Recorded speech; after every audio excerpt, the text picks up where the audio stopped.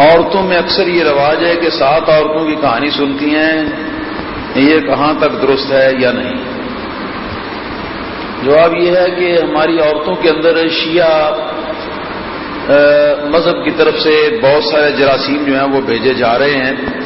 جن میں be be کی کہانی ہے، جن میں 7 بیویوں کی کہانی ہے، جس کے اندر بی بی فاطمہ کا معجزہ ہے، جس کے اندر معجزہ ہے امام جعفر صادق کا رضی اللہ تعالیٰ عنہ، اور اسی طرح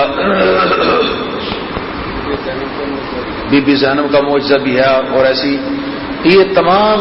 یہ کہانی قصے جو ہیں یہ خرافات ہیں اور جھوٹ ہیں، ان کی کوئی اصل شرع شریف کے اندر موجود نہیں، بلکہ ان کے اندر بہت خطرناک یہ غلطی جو ہے وہ یہ ہے کہ کہا جاتا ہے معجزہ بی بی فاطمہ کا، معجزہ امام جعفر صادق کا، معجزہ بی بی زینب کا۔